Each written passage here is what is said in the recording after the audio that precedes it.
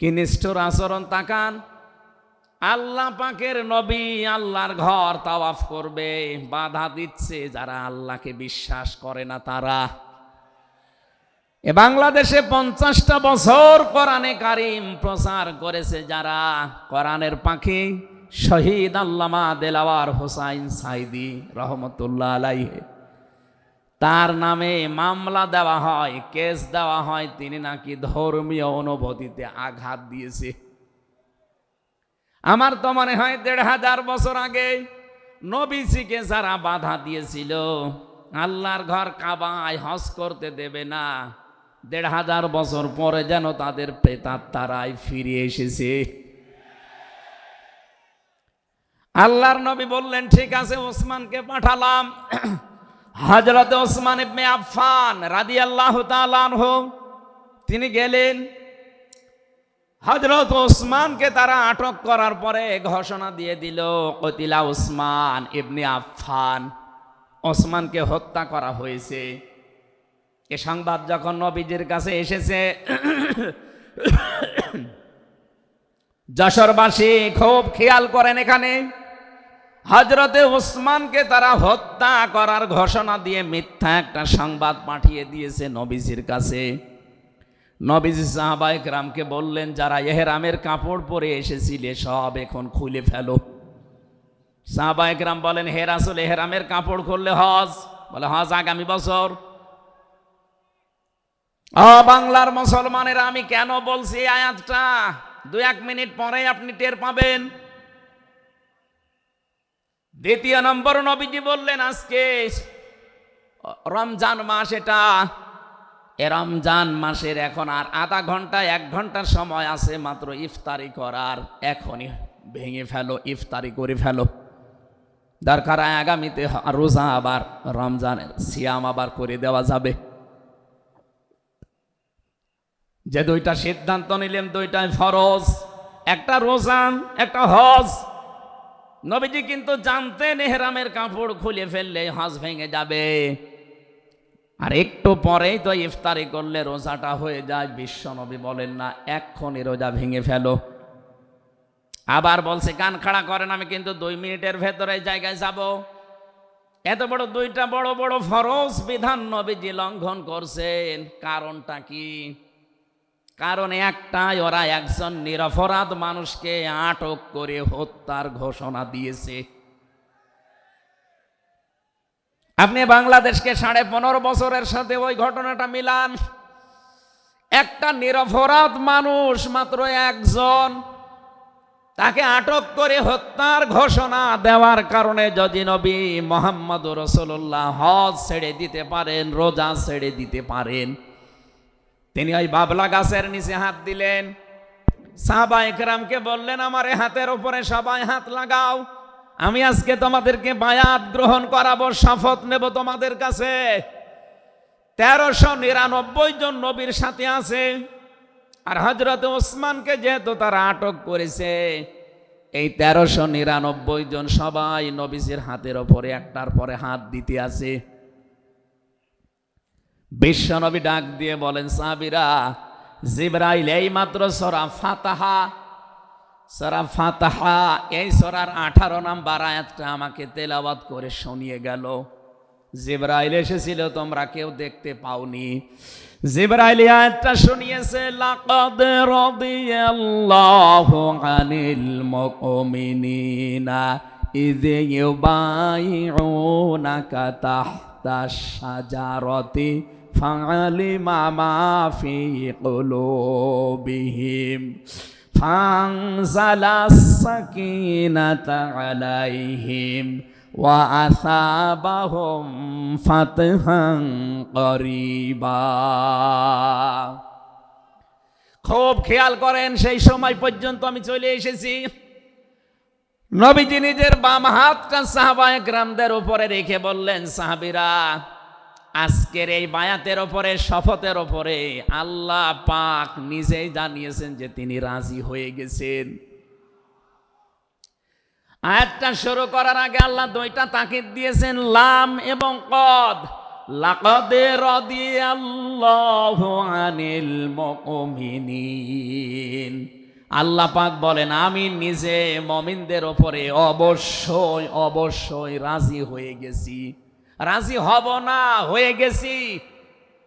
তাহতা শাজারাতি, এই গাছের নিচে আপনার হাতের উপরে যারা হাত দিয়ে আজকে শপথ বাক্য পাঠ করছে যে ওসমান হত্যার বদলা না নিয়ে কেউ মদিনায় ফেরত যাবে না, আমি আল্লাহ তাদের মনের খবর যেহেতু জানি, ফাআলিমা মাফি কুলুবিহিম, তারা যে শপথ নিচ্ছে এটা কিন্তু লোক দেখানোর জন্য না, এটা মন থেকেই।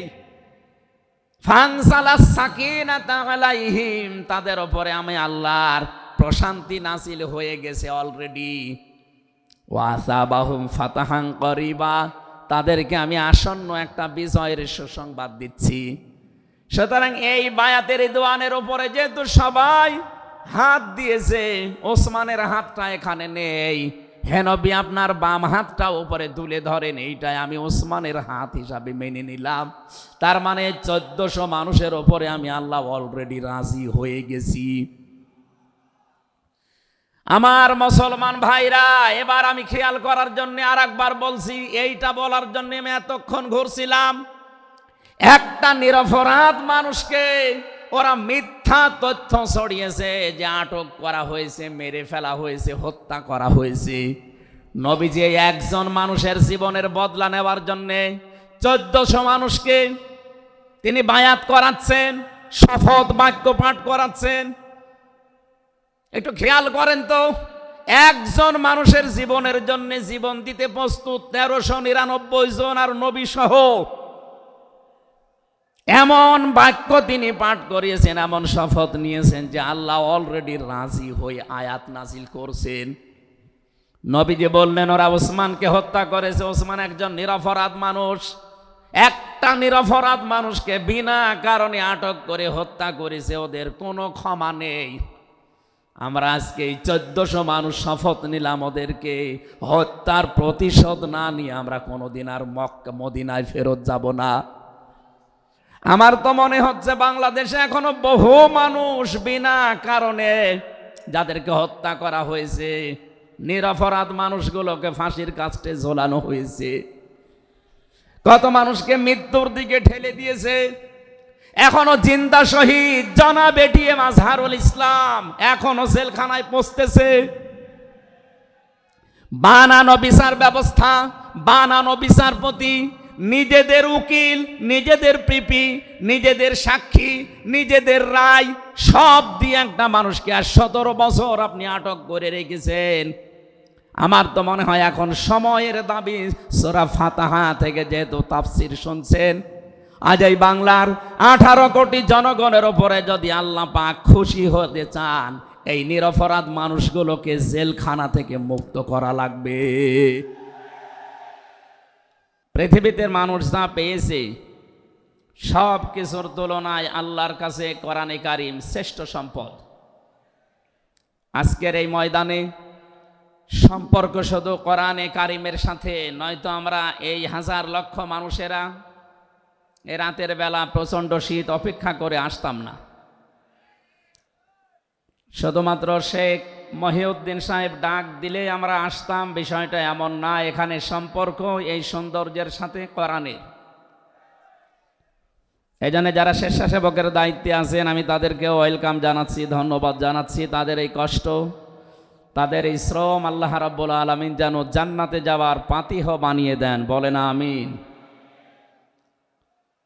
কোরআনে কারিমে রব্বুল আলামিন বলেন, কুল বিফাদলিল্লাহি ওয়া বিরহমাতিহি ফাবিযালিকা ফালিয়াফরাহু হুয়া খায়রুম মিম্মা ইয়াজমাউন। বলেন আল্লাহু আকবার। আল্লাহ পাক বলেন, নবী আপনি বলুন, তাম পৃথিবী যা পেয়ে আনন্দে আছে, যা গেইন করে, যা অ্যাচিভ করে, যা অর্জন করে, আমি আল্লাহর কাছে কোরআনে কারিম শ্রেষ্ঠ সম্পদ। সুতরাং কোরআন যারা পেয়েছে তারা যেন আনন্দ করে। আজকে খুলনা বিভাগের মানুষগুলো, খুলনা বিভাগ সহ বাংলার অন্যান্য বিভাগ থেকেও মানুষেরা আজকে এসেছে কোরআনে কারিম সত্যি যারা শোনার জন্যে, বোঝার জন্যে এসেছি। এটা পুরা এখন ইবাদত চলছে। আমরা খুশি দুনিয়ার সব কিছুর তুলনায় আজকে, বলেন আলহামদুলিল্লাহ। প্রাণপ্রিয় শ্রোতা মণ্ডলী, কোরআনের শ্রোতা যারা আমরা এখানে বসে আছি, এর আগে যারা দুনিয়ায় কোরআনে কারিম শুনেছে, কিয়ামত পর্যন্ত যারা শুনবে, কোরআনে কারিম এই শ্রোতাকে 3 ভাগে বিভক্ত করে দিয়েছে। এখানে ওই 3 প্রকার মানুষ আছে, কিয়ামত পর্যন্ত তারা থাকবে। প্রথম নাম্বার, এই কোরআনে কারিম শোনার পরে যারা বাধা দিয়েছিল এই দুনিয়ায়, আল্লাহর কোরআন তাদেরকে ঘোষণা দিয়েছে তারা কাফের। এ বাংলাদেশে আমরা এই 54 বছরে নামধারী মুসলমান, কিন্তু অনেক কাফেরের আচরণ দেখতে পেয়েছি। সূরা হামিম সাজদার 26 নম্বর আয়াতে আল্লাহ তাদের পরিচয় দিয়েছেন, وَقَالَ الَّذِينَ كَفَرُوا لَا تَسْمَعُوا لِهَذَا الْقُرْآنِ وَالْغَوْا فِيهِ لَعَلَّكُمْ تَغْلِبُونَ। আল্লাহ পাক বলেন, কাফেরেরা সিদ্ধান্ত নিয়েছিল সব চলতে দেওয়া যাবে, মুহাম্মদের কোরআনে কারিম এটা চলতে দেওয়া যাবে না। কারণ তারা বুঝেছিল এটা 1500 বছর আগে নাসিল হওয়া। ভালোভাবে আবু জেহেল টের পেয়েছিল, বুঝেছিল এ কোরআনে কারিম মুহাম্মদুর রাসূলুল্লাহ যেটা বোঝাতে চায়, এটা যদি সত্যি জনগণ বুঝতে পারে আর মেনে নেয়, আমি যে অবৈধ চেয়ারে বসে আছি এই চেয়ার থাকবে না। যুগে যুগে যারা কোরআন বাধা দিয়েছে তারা এইটাই টের পেয়েছে। তারা খুব ভালোভাবে জানে কোরআন যারা প্রচার করে, সত্যিই কোরআনের এই কথাগুলো যদি সাধারণ মানুষেরা, জনগণ বুঝে ফেলে, আমরা যে শয়তানি করি, আমরা যে অবৈধভাবে টিকে আছি, এইটা থাকবে না। এই জন্যে বাস্তবতা হচ্ছে কোরআন শুনলে বাধা দেবে এরা 1 নম্বরে কাফের। আমরা জানি কাফের মারা গেলে জানাজা হয় না, হয়? বলেন বলেন। কাফেরের জন্য দোয়া করাও জায়েজ নেই। আল্লাহ রাব্বুল আলামিন বলেন, মা কানা লিন-নাবিয়্যি ওয়াল্লাযীনা আমানু আইয়াস্তাগফিরু লিল মুশরিকিন ওয়ালাউ কানু উলি কুরবা মিন বা'দি মা তাবায়্যানা লাহুম আন্নাহুম আসহাবুল জাহিম। সূরা তাওবা 113 নম্বর আয়াতে আল্লাহ জানিয়েছেন, হযরত ইব্রাহিম আলাইহিস সালাম সম্পর্কে যদি আয়াতটা নাযিল হওয়া, তামাম দুনিয়ার মানুষকে উদ্দেশ্য করায় আয়াত দিয়ে, হে নবী, কোন নবীর জন্যে, কোন ইমানদারের জন্যে এটা জায়েজ না, শোভনীয় না, উচিত না যে কোনো মুশরিক মারা গেলে তার জন্য আল্লাহর কাছে সে ক্ষমা চাবে, ইস্তিগফার করবে। ওয়ালাউ কানু লি কুরবা, আল্লাহ পাক বলেন যদিও এটা নিজের নিকট আত্মীয় হয়, মা তাবায়্যানা লাহুম আন্নাহুম আসহাবুল জাহিম, যার প্রতি এটা প্রমাণ হয়ে গেছে যে লোকটা জাহান্নামে যাবে, যার কাজকর্ম, যার ঈমান আমল আকীদা দেখে টের পাওয়া যায়, এই রকম মানুষের জন্য কোনো ইমানদার না কোনো নবীর জন্যও দোয়া করা, ইস্তিগফার করা জায়েজ নেই। বলেন নাউজুবিল্লাহ। একজন নবীকে যদি আল্লাহ এই কথা বলতে পারেন, আমি আয়াতের ব্যাখ্যায় পড়েছি, মুহাম্মদুর রাসূলুল্লাহ সাল্লাল্লাহু আলাইহি ওয়াসাল্লামের নিজের আপন চাচা আবু তালিব, এই লোকটা যখন মারা যাচ্ছিল, বিশ্ব নবী নিজে তার কাছে গিয়ে বললেন, ইয়া আম্মি আবি তালিব, কুল লা ইলাহা ইল্লাল্লাহ হাজ্জুল লাকা ইনদাল্লাহি ইয়াউমাল কিয়ামাহ। বুখারী শরীফের হাদিস। ডাক দিয়ে বললেন, হে চাচা, জোরে বলা লাগবে না, আওয়াজগুলো শুধু আমার কানের কাছে মুখটা নিয়ে আস্তে করে আপনি বলেন, লা ইলাহা ইল্লাল্লাহ, জোরে লা ইলাহা ইল্লাল্লাহ, লা ইলাহা ইল্লাল্লাহ, লা ইলাহা ইল্লাল্লাহ মুহাম্মাদুর রাসূলুল্লাহ।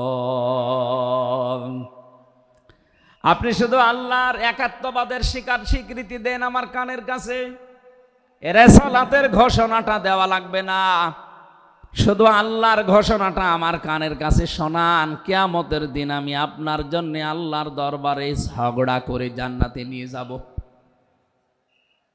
পাশে যারা দাঁড়িয়েছিল তাদের কারণে লোকটা পড়তে পারে নাই। নবীজির মন খারাপ হয়ে গেল। সঙ্গে সঙ্গে সূরা কাসাসের 56 নাম্বার আয়াত নিয়ে ফেরেশতা জিবরাইল হাজির হয়ে গেছে। ইন্নাকা লা তাহদি মান আহবাবতা ওয়ালাকিন্নাল্লাহা ইয়াহদি মাইয়াশা ওয়া হুয়া আ'লামু বিল মুহতাদিন। আল্লাহ পাক বলেন, হে নবী, আপনি যাকে ভালোবাসেন, যাকে পছন্দ করেন, যাকে মনে করবেন আপনি হেদায়েত দেবেন না, আপনি পারবেন না, কারণ হেদায়েত আমি আল্লাহ আপনার হাতে দেইনি। হেদায়েত আমি আল্লাহ নিজের হাতে রেখে দিয়েছি। আমি আল্লাহ যাকে ইচ্ছা তাকে এটা দান করি, আর আমি আপনার চাইতে ভালো জানি যে হেদায়েত পাবে কে। জেলখানার ভেতরে 3টা বছর আল্লামা মামুনুল হক হাফিজাহুল্লাহ, আমরা দুইজন এক জায়গায় ছিলাম। সকালে এবং দুপুরের খাবার আমরা এক জায়গায় খেতাম। মাঝে মাঝে আমারে বলতেন যে, হামজা, বাইরে যদি আল্লাহ নিয়ে যায় কোনোদিন কাফেরের জানাজায় যাব না, পড়াবো না। আমারে বারবার জিজ্ঞাসা করেছি, ভাই আপনি কাফের পান কোথায়? বাংলাদেশে তো সেরকম কাফের আমরা দেখি না। উনি আয়াতটা আমাকে শুনিয়ে বলেছিলেন, কাফের তো তারা যারা আল্লাহর কোরআনে বাধা দেয়। সুতরাং এই দেশে যারা কোরআনে বাধা দেবে সে ডাইরেক্ট হোক ইনডাইরেক্ট হোক, সূরা হামিম সেজদার 26 নম্বর আয়াতের দলিল অনুযায়ী লোকটা কাফের। কাফেরের জানাজা পড়া কিন্তু হারাম। আমার মনে হয় এখন দেশের অবস্থা যা, আমরা যদি এই সিদ্ধান্তে উপনীত হতে পারি যে কাফেরের জানাজা বন্ধ হয়ে যাবে, আগামীতে কোরআনে কারিম বাধা দেওয়ার মতো সাহস অনেকেই করবে না। কোরআনে কারিমের শ্রোতা 1 নম্বরে পেলাম যারা কাফের। 15.5 বছর থেকে শুরু করে 54 বছর আমরা যা দেখলাম, অনেকেই কিন্তু ডাইরেক্ট ইনডাইরেক্ট বাধা দিয়েছেন। এখনো যদি ওইরকম মানুষ থাকেন এই দেশে, আপনি তাওবা করবেন, আপনি সংশোধিত হয়ে যাবেন। আর যেহেতু এখন সংস্কার চলছে, আপনি নিজেকেও সংস্কার করে নেবেন। কোরআনের শ্রোতা হিসাবে আমরা 2 নম্বরে পেয়েছি তাদের নাম। আল্লাহ রাব্বুল আলামিন বলেন, ওয়াইদা কিলা লাহুম তাআলাউ ইলা মা আনজালাল্লাহু ওয়া ইলার রাসূলি রাআইতাল মুনাফিকিনা ইয়াসুদ্দুনা আনকা সুদুদা। সূরা নিসার 61 নম্বর আয়াতে আছে, হে নবী, মানুষদেরকে আপনি যখন বলবেন আসো আল্লাহর বিধানের দিকে আসো, রাসূলের জীবনের দিকে আসো, আপনি দেখতে পাবেন অনেক মানুষ শুনতেও আসবে কোরআন, আপনার কথাও শুনতে আসবে, কিন্তু যখন দেখবে যে এগুলো কোরআনের সাথে আমাদের জীবনের মিল নেই, রাসূলের এই আদর্শের দিকে ডাকে, এগুলোর সাথে বাস্তবতা আমাদের মেলে না, রাআইতাল মুনাফিকিনা ইয়াসুদ্দুনা আনকা সুদুদা, আপনি দেখতে পাবেন ও মানুষগুলো আস্তে করে আপনার কাছ থেকে পেছন ফিরে কেটে পড়ছে। বলেন নাউজুবিল্লাহ। সুতরাং কোরআন শুনতে এসে যেগুলো যাদের জীবনে মিলবে না, এই মানুষগুলো যদি মন খারাপ করে, রাগ করে, যে কোনো কায়দায় চলে যেতে চান, আপনি মনে করবেন মুনাফিকের জার্ম আপনার ভেতরে আছে। আল্লাহ আমাদের হেফাজত করুন, বলেন আমিন। 3 নাম্বার শ্রোতার বর্ণনা পেয়েছি সূরা আনফালের 2 নাম্বার আয়াতে।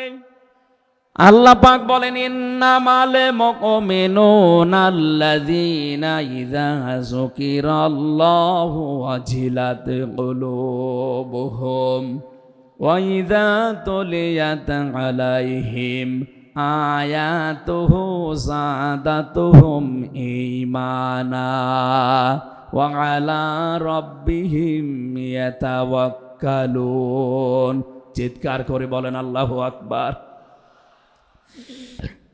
আল্লাহ পাক বলেন, আমার দৃষ্টিতে তো কোরআনের শ্রোতা আসল এবং মুমিন তারা, যাদের সামনে আমার নাম উচ্চারণ হলে তাদের অন্তরাত্মা কেঁপে ওঠে, আমার আয়াতগুলো তাদের সামনে তেলাওয়াত হলে এ মানুষগুলোর ঈমান ভেতরে যা আছে এটা আরো বেড়ে যায়। এখানে যাদাতুহুম ঈমান আর ব্যাখ্যায় আমি দেখেছি, শরীরের পশমগুলো দেখবেন আপনি হঠাৎ খাড়া হয়ে যাবে, বাম স্তনের 2 আঙ্গুল নিচে একটা গোস্তের টুকরা আছে, ওটা কাঁপবে, কাঁপাকাঁপি করবে, একটা অনির্বচন শোক আপনি আলাদা অনুভব করবেন। এই 3টা যদি এখন আমাদের ভেতরে তৈরি হয়, আলা রাব্বিহিম ইয়াতাওয়াক্কালুন, বাড়ি যাওয়ার আগে এই সিদ্ধান্ত নিয়ে যাওয়া যাবে যে আল্লাহ ছাড়া আর কারো উপরে আমরা ভরসা করি না। বলেন সুবহানাল্লাহ। আমি বোঝাতে চেয়েছি কাফের কারা, মুনাফিক কারা, আল্লাহর দৃষ্টিতে মুমিন কারা। 3 নাম্বার এই তরিকায় যদি আমরা এই 3টি গুণ অর্জন করতে পারি, আজকে আল্লাহর কথাগুলো শুনলে আপনার ভেতরে কাঁপ ধরবে। 2 নাম্বারে আল্লাহর আয়াত তেলাওয়াত হবে, যখন বুঝতে পারবেন যে কি বলে, ওয়াইদা সামিউ মা উনজিলা ইলার রাসূলি তারা আয়ুনাহুম তাফিদু মিনাদ দামি মিম্মা আরাফু মিনাল হক ইয়াকুলুনা রব্বানা আমান্না ফাকতুবনা মা'আশ শাহিদিন। সূরা মায়েদা 7 নাম্বার পারার 1 নাম্বার পৃষ্ঠার 1 নাম্বার লাইনের 83 নাম্বার আয়াতে আছে। তাফসিরে ফি জিলালিল কোরআন থেকে শোনাচ্ছি, রব্বুল আলামিন বলেন, নবী আপনি যখন ওদের সামনে পড়বেন, আমার এই আয়াতগুলো যখন ওরা মন দিয়ে শুনবে, অনুধাবন করতে পারবে, উপলব্ধি করার যোগ্যতা যাদের আছে, আপনি দেখবেন ওদের চোখ দিয়ে মনের অজান্তেই পানি পড়ছে। এজন্য অ্যাক্টিভ হন আরো, কারণ কোরআন শোনার 2টা নিয়ম আল্লাহ দিয়েছেন, ফাসতামিউ লাহু ওয়া আনসিতু। শুধু শোনা না, তাহলে সামিয়া দিতেন। আল্লাহ ফাসতামিউ দিয়েছেন, এজন্য মনোযোগ সহকারে শুনতে হবে। আজকের তেলাওয়াতকৃত আয়াত থেকে আমরা তাফসীর আকারে কথা বলবো ইনশাআল্লাহ। 2 নাম্বারে চুপ থাকা লাগবে। আমি এখনো অনেককে দেখতে পাচ্ছি এদিকে ওদিকে তাকাচ্ছেন, গল্প করছেন। আশা করছি কোরআনে বর্ণিত আল্লাহর এই 2টা নির্দেশ আপনি মেনে নেবেন। 1 নাম্বারে চুপ থাকবেন, 2 নাম্বারে মনোযোগ সহকারে শুনবেন। লাআল্লাকুম তুরহামুন, আশা করা যায় আল্লাহর রহমত এখানে নাজিল হবে। আল্লাহ আমাদেরকে আয়াতটা মেনে চলার তৌফিক দেন, বলেন আমিন। এজন্য কোরআনের আলোচনা শুনলে সবার চোখে পানি আসবে না। যারা এটা উপলব্ধি করতে পারবে, অনুধাবন করতে পারবে, আপনি দেখবেন তাদের মনের অজান্তেই কখন যেন চোখ দিয়ে পানি গড়িয়ে পড়ছে, তারা নিজেরাও টের পাবে না। আল্লাহ যেন এই 3 নাম্বার এই প্রকার শ্রোতা হিসাবে আমাদের কবুল করেন, বলেন আমিন। দরুদ আর সালাম পাঠ করছি আমাদের নবী মুহাম্মদুর রাসূলুল্লাহ সাল্লাল্লাহু আলাইহি ওয়াসাল্লামের প্রতি, যার প্রতি কোরআনে কারীম আল্লাহ নাযিল করেছেন। সেই কোরআনকে যদি আপনি জিজ্ঞাসা করেন, হে কোরআন, যার উপরে নাযিল হলে তার সম্পর্কে তোমার ভেতরে কোনো কিছু আছে, কোনো পরিচয়? আল্লাহ রাব্বুল আলামিনের কোরআন আমাদেরকে শোনাচ্ছে, وَإِذْ قَالَ رَبُّ وَإِذْ قَالَ عِيسَى ابْنُ مَرْيَمَ إِنِّي رَسُولُ اللَّهِ إِلَيْكُمْ مُصَدِّقًا لِمَا بَيْنَ يَدَيَّ مِنَ التَّوْرَاةِ। আয়াতের শেষের দিকে আল্লাহ ইসমহু আহমাদ এই শব্দ দিয়ে জানিয়েছেন হযরত ঈসা আলাইহিস সালাম তিনি জানিয়ে গিয়েছেন এই পৃথিবীতে আমার পরে একজন নবী আসবে যার নাম হবে আহমাদ। আমাদের নবীর পরিচয়টা আল্লাহ কোরআনে কারীম যিনি নাযিল করলেন তার উপরে, তার ভেতরেই তার নামটা আল্লাহ সংরক্ষণ করে দিয়েছেন। প্রশ্ন আসতে পারে, এক একজনের তো বহু নাম আমরা দেখি, হে কোরআন তোমার ভেতরে কি মুহাম্মাদুর রাসূলুল্লাহ সাল্লাল্লাহু আলাইহি ওয়াসাল্লাম এই নাম তোমার ভেতরে আল্লাহ কি তার সম্পর্কে দিয়েছেন নাকি? আমরা যে তেলাওয়াত করেছি সূরা ফাতিহা, এই সূরা থেকে যেহেতু আজকে আলোচনা করব, এই সূরার প্রথম আয়াতে আমার আল্লাহ আমার নবীর নামকে উল্লেখ করে জানিয়েছেন। এটা 29 নম্বর আয়াত, মুহাম্মাদুর রাসূলুল্লাহ।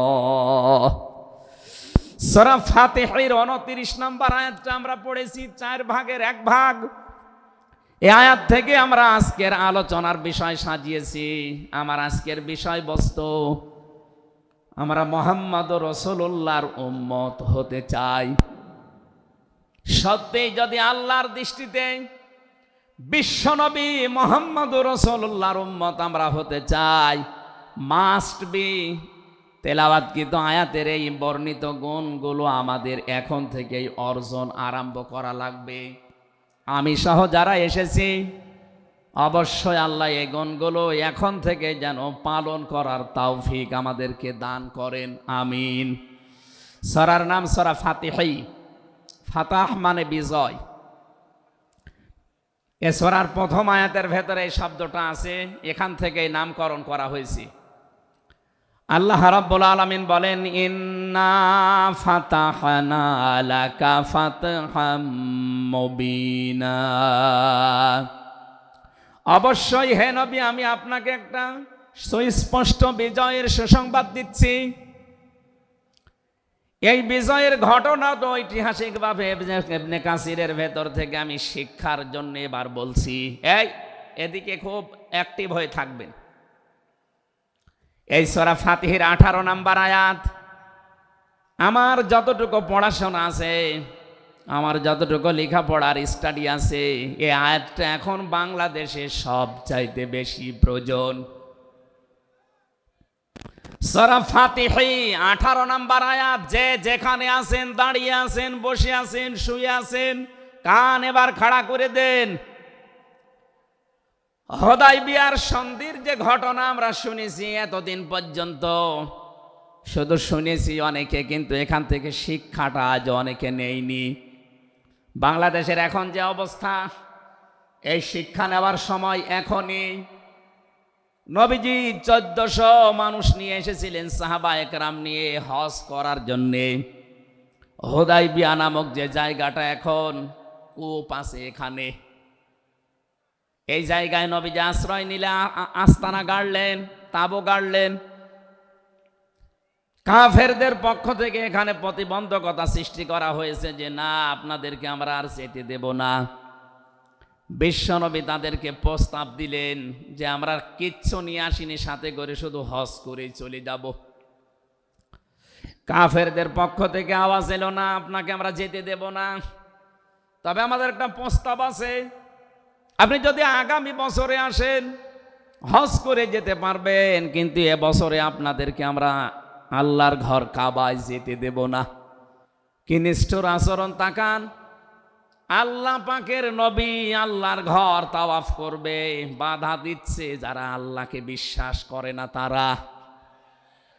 এ বাংলাদেশে 50টা বছর কোরআনে কারীম প্রচার করেছে যারা, কোরআনের পাখি শহীদ আল্লামা দেলাওয়ার হোসাইন সাইদি রহমতুল্লাহ আলাইহি, তার নামে মামলা দেওয়া হয়, কেস দেওয়া হয়, তিনি নাকি ধর্মীয় অনুভূতিতে আঘাত দিয়েছে।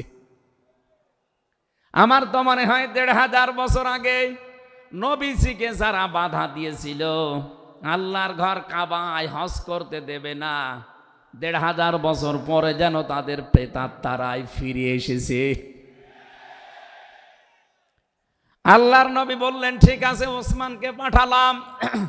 হযরত ওসমান ইবনে আফফান রাদিয়াল্লাহু তাআলা আনহু তিনি গেলেন।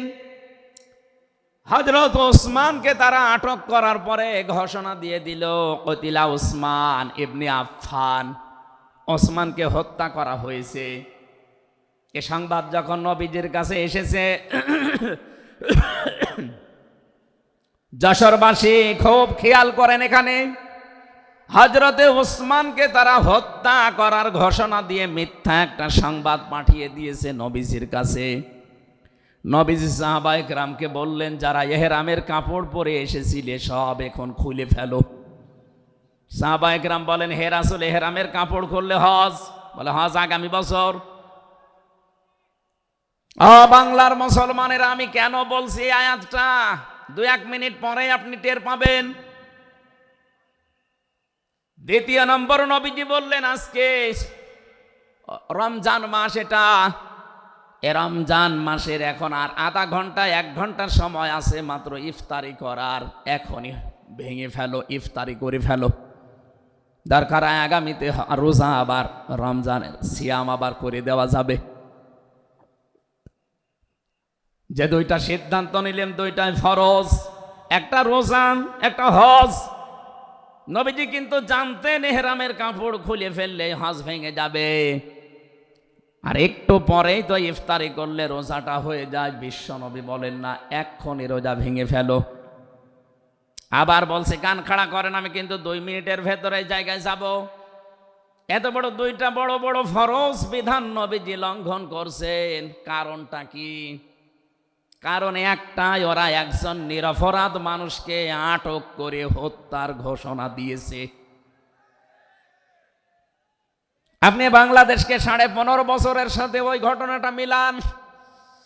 একটা নিরপরাধ মানুষ, মাত্র একজন, তাকে আটক করে হত্যার ঘোষণা দেওয়ার কারণে যদি নবী মুহাম্মদ রাসূলুল্লাহ হজ ছেড়ে দিতে পারেন, রোজা ছেড়ে দিতে পারেন, তিনি ওই বাবলা গাছের নিচে হাত দিলেন।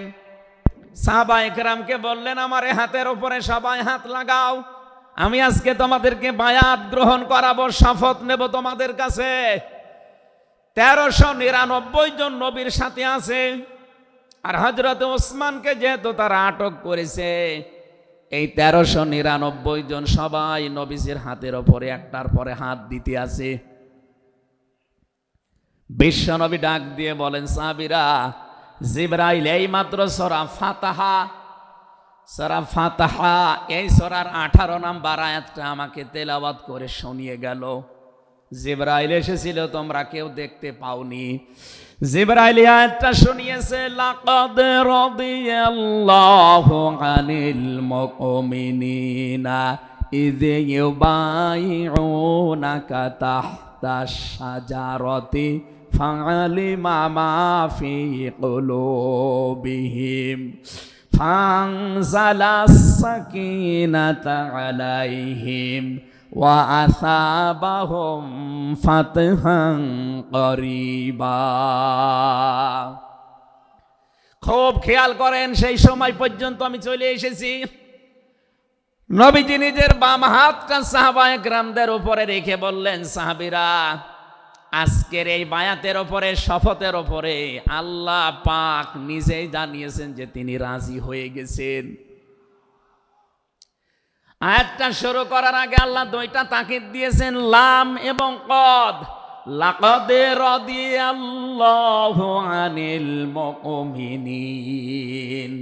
আল্লাহ পাক বলেন, আমি নিজে মুমিনদের উপরে অবশ্যই অবশ্যই রাজি হয়ে গেছি। রাজি হব না, হয়ে গেছি। তাহতা শাজারাতি, এই গাছের নিচে আপনার হাতের উপরে যারা হাত দিয়ে আজকে শপথ বাক্য পাঠ করছে যে ওসমান হত্যার বদলা না নিয়ে কেউ মদিনায় ফেরত যাবে না, আমি আল্লাহ তাদের মনের খবর যেহেতু জানি, ফাআলিমা মা ফি কুলুবিহিম, তারা যে শপথ নিচ্ছে এটা কিন্তু লোক দেখানোর জন্য না, এটা মন থেকে। ফানসালাস সাকিনাতা আলাইহিম, তাদের উপরে আমি আল্লাহর প্রশান্তি নাযিল হয়ে গেছে অলরেডি। ওয়াসাবাহুম ফাতাহান করিবা, তাদেরকে আমি আসন্ন একটা বিজয়ের সুসংবাদ দিচ্ছি। সুতরাং এই বায়াতের রিদওয়ানের উপরে যেহেতু সবাই হাত দিয়েছে, ওসমানের হাতটা এখানে নেই, হে নবী আপনার বাম হাতটা উপরে তুলে ধরেন, এইটাই আমি ওসমানের হাত হিসাবে মেনে নিলাম। তার মানে 1400 মানুষের ওপরে আমি আল্লাহ অলরেডি রাজি হয়ে গেছি। আমার মুসলমান ভাইরা, এবার আমি খেয়াল করার জন্য আর একবার বলছি, এইটা বলার জন্য আমি এতক্ষণ ঘুরছিলাম।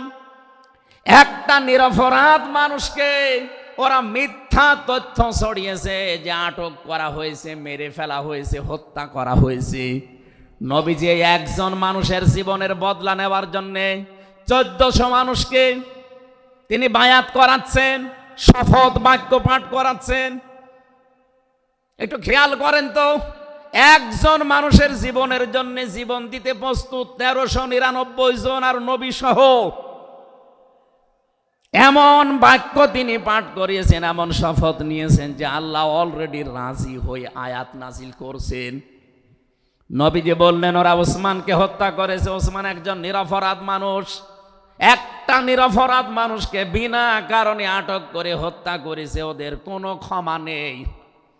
আমরা আজকে এই 1400 মানুষ শপথ নিলাম, ওদেরকে হত্যার প্রতিশোধ না নিয়ে আমরা কোনোদিন আর মক্কা মদিনায় ফেরত যাব না।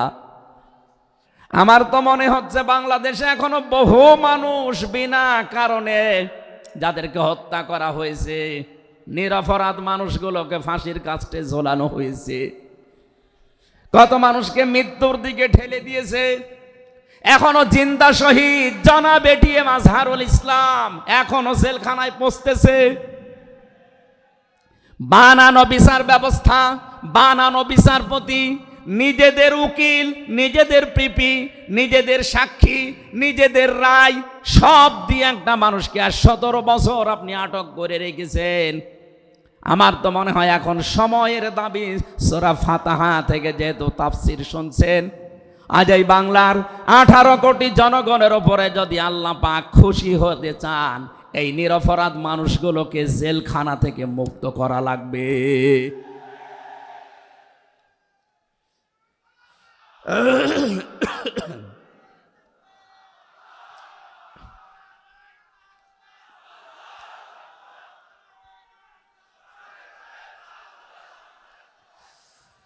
যশোরবাসী, আল্লাহ রাব্বুল আলামিন এখানে কয়েকটা বিষয় আমাদেরকে উপহার দিতে চেয়েছেন সুসংবাদের মাধ্যমে। 1 নম্বরে আল্লাহ বলেন আমি রাজি হয়ে যাব। 2 নম্বরে ওদের মনের মূল কথাগুলো যেহেতু আমি জানি, সুতরাং যারা নারায়ে তাকবীর আল্লাহু আকবার স্লোগান দিয়ে এই মাজলুম মানুষটার পক্ষে অবস্থান নিলেন, আমার তো মনে হচ্ছে ফানজালাস সাকিনাতা আলাইহিম, আল্লাহ পাক তার রহমত এখন এদেশের ওপরে নাজিল করবে। 2 নম্বরে ওয়াসাবাহুম ফাতাহান করিবা, একেবারে সুপ্রসন্ন নিকটবর্তী বিজয় আমাদেরকে আল্লাহ এই মাজলুম মানুষটার পক্ষে দাঁড়ানোর কারণে দেবে। আমি আজকেও একজন জেলখাটা মানুষের সাথে কথা বলছিলাম, তিনিও প্রায় 3.5-4 বছর জেলে ছিলেন। তিনি জ্বালাচ্ছিলেন যে হামজা ভাই, আসলে আমরা যারা জেলে ছিলাম তারা ছাড়া এটা বোঝানো সম্ভব না। বহু মানুষ বিনা অপরাধে, বিশেষ করে 15.5 বছরে তো হবেই, বিনা কারণে বিনা অপরাধে কিচ্ছু জানে না, বছরের পর বছর জেলে পচতেছে। ওরা যদি একজন নিরপরাধ মানুষকে মিথ্যা কথা ছড়িয়ে দেওয়ার কারণে নবী যেরকম সিদ্ধান্ত নিতে পারে, আজ বাংলার 18 কোটি মানুষ দল বেদল সব ভুলে গিয়ে নিরপরাধ যত মানুষ জেলে ভর্তি আছে, গুম হয়েছিল, খুন হয়েছিল যারা, এদের পক্ষে দাঁড়াতে যদি সত্যি আপনি মন থেকে এগিয়ে আসতে পারেন, আল্লাহর কসম আমাদের সামনে আল্লাহ বিজয় দেখাবেন। বিজয় আমরা দেখতে পাচ্ছি। সূরা কসস 20 নম্বর পারার 4 নম্বর পৃষ্ঠার 15 নম্বর লাইনের 5 নম্বর আয়াত। বাড়িতে যে আয়াতটার তাফসীর দেখবেন, আল্লাহ রাব্বুল আলামিন বলেন, নুরিদু আন নামুন্না আলাল্লাযীনা ইসতাদঈফু ফিল আরদ ওয়া নাজআলাহুম আইম্মাতাও ওয়া নাজআলাহুমুল ওয়ারিসিন। আমি আল্লাহ একটা ইচ্ছা করলাম, হাজার হাজার বছর আগে হে নবী, এই পৃথিবীর ময়দানে ফেরাউন নামে একটা লোক ছিল। রাষ্ট্রীয় ক্ষমতায় থাকার কারণে ওই দেশে বিভিন্ন দলে বিদলে বিভক্ত করে মানুষকে রেখেছিল। আর একটা দলকে সে টার্গেট নিয়ে কোণঠাসা করে, ছোট করে, হীন করে রেখেছিল। সেই দলটা ছিল মুসা নবীর দল। আমি আল্লাহ একটা ইচ্ছা করলাম, জমিনের ওপরে যাদেরকে দুর্বল করে রেখেছে ফেরাউন, এই দুর্বল দলের ওপরে আমি আল্লাহ মনন করব। মনন মানে অনুগ্রহ করা, দয়া করা। আমি আল্লাহ দয়া করব তাদের ওপরে, মনন করব। এই কারণ আমি তাদেরকে জমিনের শাসন ক্ষমতায় বসাতে চাই, জমিনের উত্তরাধিকারী তাদেরকে বানিয়ে দিতে চাই। অনুমাক্কিনা লাহুম ফিল আরদ, জমিনের উপরে তাদেরকে আমি ক্ষমতায় বসাবো। এটা আমি আল্লাহর ইচ্ছা। বলেন তো, আল্লাহ যদি কোনো ইচ্ছা করে ওটা রদ করার কেউ আছে? আরো জোরে বলেন, আছে। সুতরাং এই আয়াত দিয়ে আমি যেহেতু 100 ভাগ এই আয়াতটা বিশ্বাস করি, হাজার হাজার বছর আগে ফেরাউনের এই জীবনের সাথে, কাহিনীর সাথে, তাফসিরের সাথে আমি বাংলাদেশি আয়াতটা মিলিয়েছি। দেখতে পেয়েছি 2024 সালের 5 আগস্টের পরে একটা দলের সাথে আয়াতটা মিলে যাচ্ছে। আপনি যাই মনে করেন এইটাই বাস্তব। এ 54 বছরে ধোয়া তুলে ভুয়া চেতনার নাম দিয়ে যাদেরকে কোণঠাসা করে রেখেছিলেন জনগণের কাছ থেকে, আল্লাহ যেন হঠাৎ করে মানুষের মনের ভেতরে তাদের প্রতি পরিবর্তন এনে দিয়েছেন। আল্লাহ পাক যেন এই মানুষগুলোকে একটা মনন করেছেন, একটা দয়া দেখিয়েছেন। অনাজাআলাহুম আইম্মাতান, জমিনের ইমাম তাদেরকে যেন আল্লাহ দিনের পর দিন বানিয়ে দিচ্ছে। তাদের আচার ব্যবহার, তাদের চরিত্র, তাদের ব্যবহার, তাদের মাধুর্যতা, তাদের যে ইখলাস, এগুলো দেখছে আমার আল্লাহ দিনের পরে দিন জমিনের ইমাম তাদেরকে আল্লাহ বানাচ্ছেন। অনাজাআলাহুমুল ওয়ারিসিন, আয়াতের শেষের কথা, আল্লাহ তাদেরকে জমিনের ওয়ারিস বানিয়ে দেবেন। যেহেতু আল্লাহর সিদ্ধান্ত রদ করা যায় না, ফাআলুল লিমা ইউরিদ, তিনি যা ইচ্ছা তাই করেন।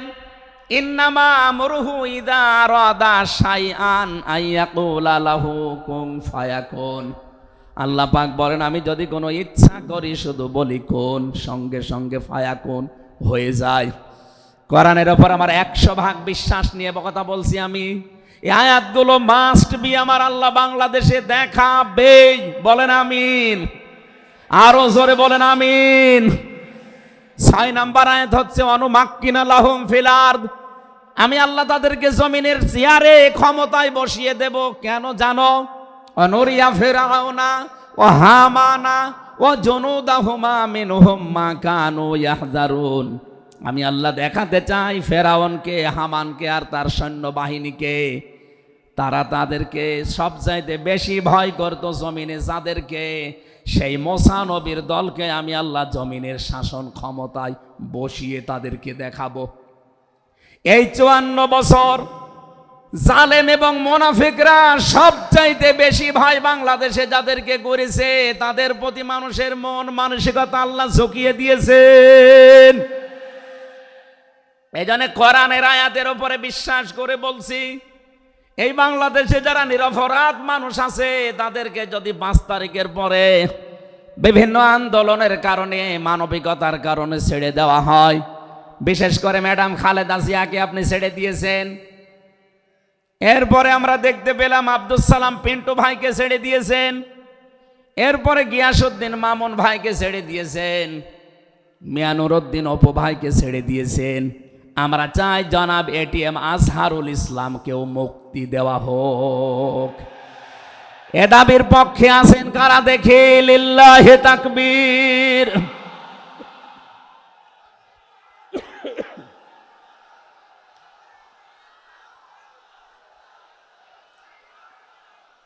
আলহামদুলিল্লাহ। ভাই আমি আয়াতটা পড়লাম এই জন্যে, ১৫০০ বছর আগে একটা নিরপরাধ মানুষের পক্ষে দাঁড়ানোর কারণে যদি আল্লাহ এতগুলো সুসংবাদ দিতে পারে, সাকিনা নাজিল করা, সুপ্রসন্ন একেবারে নিকটবর্তী বিজয় দেওয়া, আমরা যদি আজ নিরপরাধ মানুষগুলো যারা আনসারী রাদিয়াল্লাহু তাআলা আনহুর জীবনী পড়েছি, এ লোকটা আল্লাহর বিধান সেজদাকে সামনে রাখতে গিয়ে নিজের স্ত্রীকে এক কাপড়ে গর্তের ভেতরে বসিয়ে রেখেছিল, নিজের ছেলেকে শিকল দিয়ে বেঁধে রেখেছিল, তারপরও আল্লাহর বিধান সেজদা সে ভুলে যায় নাই। আমাদের এরকম কঠিন পরিস্থিতি এখন হয়তো আসেনি, তারপরও আমরা অনেকে বিনা কারণে ফরজ নামাজ ছেড়ে দেই। আমি নামাজের কথা মুসলমানদের কাছে সচরাচর বলতে চাই না, কারণ একজন মুসলমান আর একজন কাফেরের ভেতরে পার্থক্য নামাজ। নামাজ যদি কেউ না পড়ে সে মুসলমান থাকে কি করে? সুতরাং আজান হওয়ার পরে মুসলমান যাবে মসজিদে নামাজ আদায় করতে, মানুষ টের পাবে যে লোকটা মুসলমান। রিজালুল্লাহ তুলহিহিম তিজারাতু ওয়ালা বাইউন আন যিকিরিল্লাহ ইলা আখিরি আয়াত। মুসলমান ব্যবসায়ী যারা, তাদের পরিচয় আল্লাহ দিয়েছেন। আল্লাহ রাব্বুল আলামিন বলেন, এই পৃথিবীর ময়দানে যারা মুসলমান ব্যবসায়ী, আজান হওয়ার সঙ্গে সঙ্গে ব্যবসা প্রতিষ্ঠান বন্ধ করে দিয়ে তারা সেজদায় দৌড়াবে। ইয়াবতাগুনা ফাদলাম মিনাল্লাহি ওয়া রিদওয়ানা। এখানে আল্লাহ দুইটা শব্দ ব্যবহার করেছেন। আল্লাহর ফজল যদি কেউ চায় তাহলে অবশ্যই তাকে মসজিদে যাওয়া লাগবে। আল্লাহুম্মা ইন্নী আসআলুকা মিন ফাদলিকা, ফজলের জন্য জমিনে আল্লাহ পাঠিয়েছেন আমাদেরকে, আর রহমতের জন্য তার ঘর মসজিদে পাঠিয়েছেন। এই জন্য আল্লাহর রহমতের জন্য 5 বার আল্লাহর ঘরে আমাদেরকে যাওয়ার নির্দেশ দিয়েছেন আল্লাহ। আর যদি ফজল অনুগ্রহ পেতে চাই, রিজিক, এগুলোর জন্য জমিন, এই জমিন আল্লাহ আমাদেরকে হালাল রুজি উপার্জন করার যে ব্যবস্থা, এরকম ময়দান যেন তৈরি করে দেন। বলেন আমিন। সীমাহুম ফি ফুজুহিহিম মিন আসারিস সুজুদ। আল্লাহ বলেন এদের এই চিহ্নগুলো, সেজদার চিহ্নগুলো এদের চেহারার বিভিন্ন জায়গায় ফুটে উঠবে। কিয়ামতের ময়দানে এই চিহ্ন দেখে দেখে নবী সুপারিশ করে করে জান্নাতে নিয়ে যাবে। হয় কপালে, নাই নাকে, নাই হাতে। যে সমস্ত জায়গায় সেজদা দেওয়ার জন্য আপনি জমিনে লাগিয়েছিলেন, এই জায়গাগুলো কিয়ামতে চমক দিতে থাকবে। আল্লাহ আমাদের প্রত্যেককে এই 5টি গুণ অর্জন করার মাধ্যমে বিশ্ব নবীর খাঁটি উম্মত হওয়ার তৌফিক দিন। আমিন, আল্লাহুম্মা আমিন। লা ইলাহা ইল্লা আনতা সুবহানাক ইন্নী কুনতু মিনাজ জালিমিন।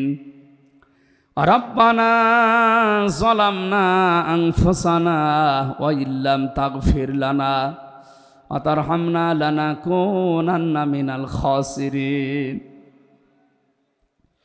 যেখানে যারা দাঁড়িয়ে আছেন মোনাজাতটা বসে করেন, যদি সুযোগ থাকে। মোনাজাত হচ্ছে আল্লাহর কাছে, বসে করেন মোনাজাতটা। যেখানে যারা দাঁড়িয়ে আছেন বসেন, বসেন, প্রত্যেকেই বসেন। মাথা নিচু করেন, চক্ষু বন্ধ করেন। নিজের জীবনের অপরাধগুলো স্মরণ করেন মনে মনে।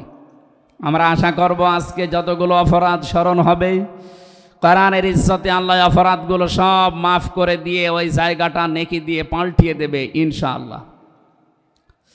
রব্বানা যালামনা আনফুসানা ওয়া ইল্লাম তাগফির লানা ওয়া তারহামনা লানাকুনান্না মিনাল খাসিরিন। রব্বুল আলামিন যশোর পুলেরহাট আদ্দিন সকিনা মেডিকেল কলেজ প্রাঙ্গণে 3 দিন ব্যাপী ঐতিহাসিক তাফসিরুল কোরআন মাহফিলের দ্বিতীয় রজনীতে রাত 11টা বেজে গেছে। সেই জোহরের পর থেকে গভীর রজনী পর্যন্ত যারা কোরআনে কারিম শোনার জন্য চাতক পাখির মতো বসে আছে, আল্লাহ মনের ভেতরে যার যে কামনা বাসনা আছে মেহেরবানি করে পুরা করে দাও। এ বিশাল আয়োজনের দিকে তুমি একটু তাকাও। আল্লাহ মনে হচ্ছে তারা জান্নাত সাজিয়েছে। তোমার হাবিব জানিয়েছে কোরআনের পেছনে যারা টাকা পয়সা খরচ করবে কিয়ামতে ওই অর্থের হিসাব তোমার কাছে দেওয়া লাগবে না। আজকের এই বিশাল ময়দান সাজাতে গিয়ে যারা টাকা পয়সা খরচ করেছে, আদ্দিন ফাউন্ডেশন, আকিস গ্রুপের যে ভাইগুলো, এদের এই টাকাগুলো কোরআনের ইজ্জতে, কোরআনের প্রচারের জন্য কবুল করে নাও। সওয়াব যদি তুমি দিয়েই থাকো খুশি হয়ে, আল্লাহ তাআলা যা বলতে চেয়েছি আমার ইমান থেকে আমি হক কথাগুলো বলার চেষ্টা চালিয়েছি। সওয়াব যদি অক্ষরে অক্ষরে 10টা করে নেকি হয়ে যায়, সওয়াবগুলো তুমি আমাদের নবীর রওজায় পৌঁছিয়ে দাও।